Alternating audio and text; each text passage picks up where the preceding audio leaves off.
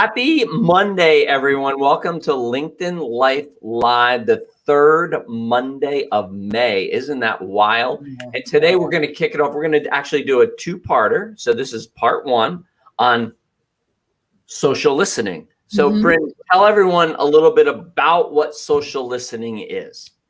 So, as social sellers, part of our job is to go out and engage with our prospects. It's to share content and insights and add value.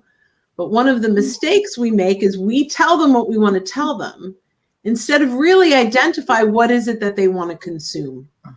So social listening, which it goes way beyond LinkedIn, starts with, well, we're going to cover all the things that it starts with, but it's really about their digital footprint, what they're engaging on, what they're sharing, what matters to them is where we have to start. So before we engage, we need to socially listen. So where are we beginning on this topic, Bill? With Sally Joe with Googling. Google. That's where it all starts. Yes, well, it can always start with me, but anyway. To Google. So you want to Google.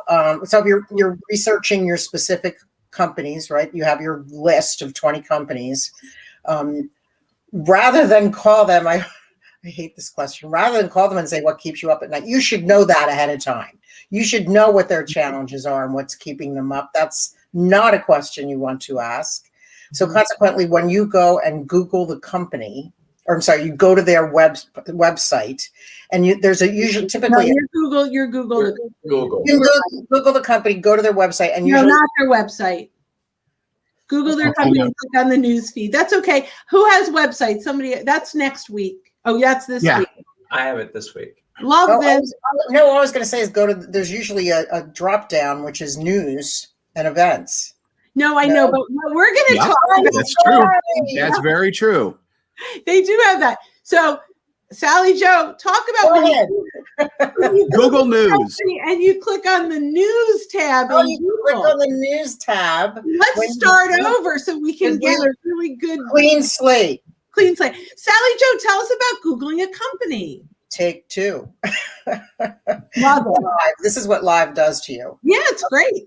So you Google the company and you look at the news and events that are happening. Like what are they featured in? What are they? They're typically, are they on any news? You want to read that. You want to take out of that what's important to them, what's happened to them, and many times just by understanding again where they are and the situations they're in and maybe the monies they've recently received. I mean, you can get so much information this way that when you begin that conversation with them, you can be an informed listener versus someone who just asks random questions. Be an informed listener so then you can ask really strategic questions that lead them to finding out more perhaps about how maybe their particular role is impacted by the challenges the company faces.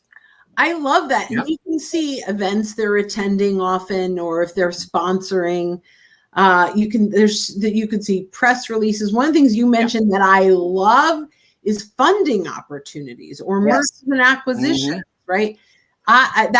See, it all comes back to your brilliance, because that was a great tip. I love it. So next, we're going to go to something that's kind of a subcategory of that, yet it covers the news too, and that's Google Alerts, which are a great way to socially listen for content that's published both from and about the companies and individuals that you're interested in. So the content is delivered straight to your email box, so you don't have to go to Google to do it. It comes to you. That's nice in that you set up exactly what you want to see.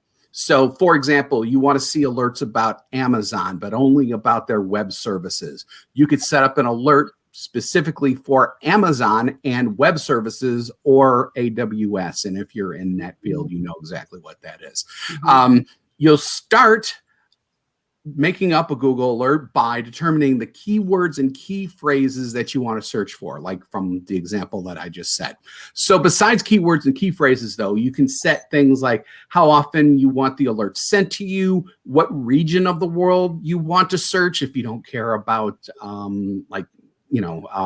Thailand or Europe or whatever. You can really zero in on that. Care about everyone. If you want to search news sites, video sites, and so on. And you get up to 1,000 alerts too. So you can really go crazy with it. I don't know if I would go crazy with it, but you could if you wanted to. Google Alerts are a great way to have Google and that Google News section that Sally Jo talked about do the searching work for you when it comes to company content. Excuse me. You can always then fine tune your alerts to make them razor sharp. So to start setting it up, all you have to do is Google Alerts Setup. A Google Help page on alerts should be the first result. Just click into that and go from there. And the best thing of all, it's free. I love that. I think you can do google.com/alerts also to set it up. I'm not sure. I think that might be the case.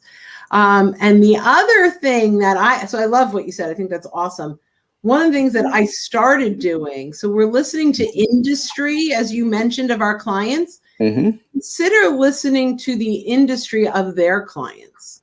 What's happening? So if you sell to web services people, maybe identify what e-commerce is doing because they sell to e-commerce.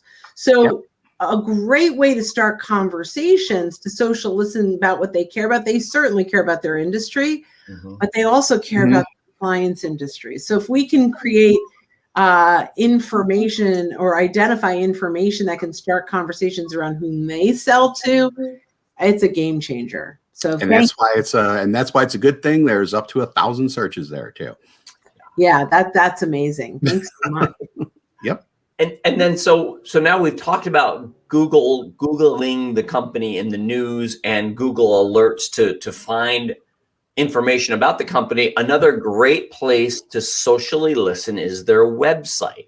And this is chock full of information that you can find out when you go visit the website. You're going to look at their about section, see their mission and vision statement, see what they care about and what direction the company is heading in. You can look at their leadership. Oftentimes in the about section, it'll have our leadership team.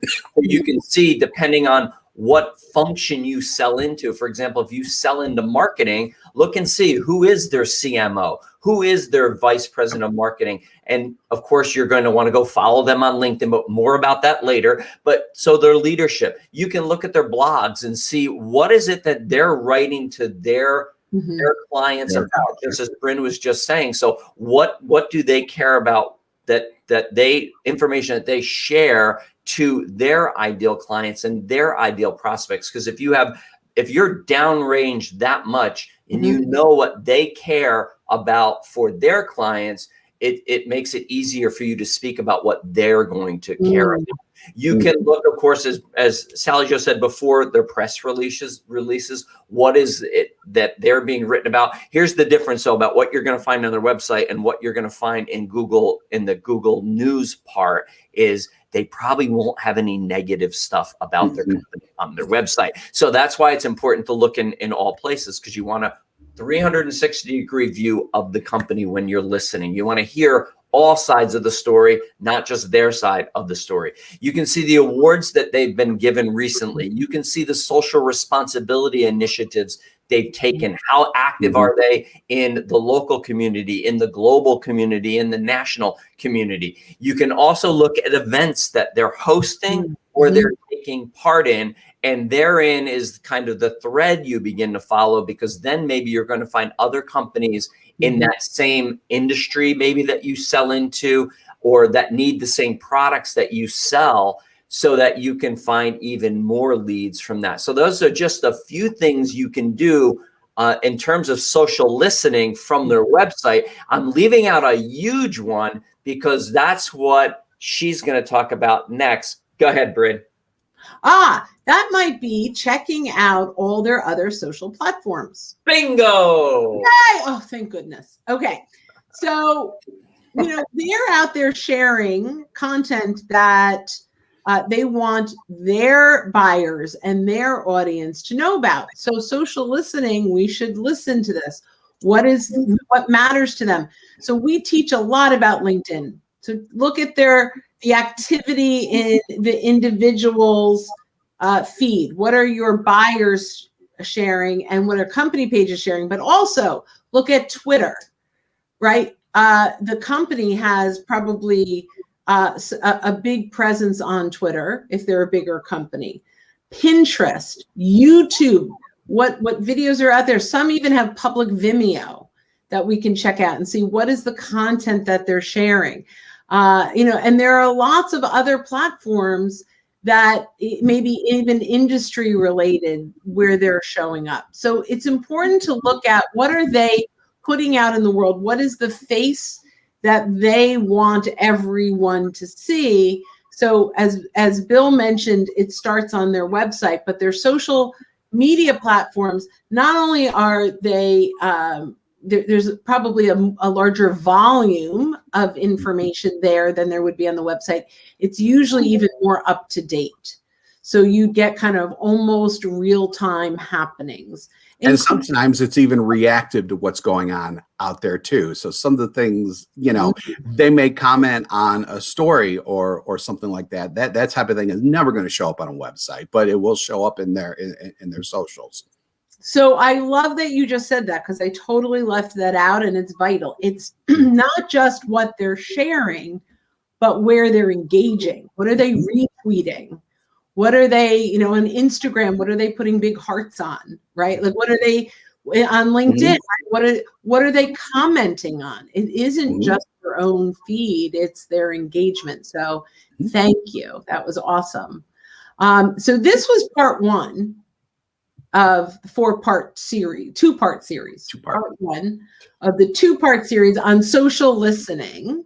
Because there's so much going on with it. There really is. There really. And so I'm really excited. Next week, tune in, because we're going to go through another 4 tips on how to appropriately social listen so that you can start to identify what your buyers really care about and start conversations around the content that they want to consume.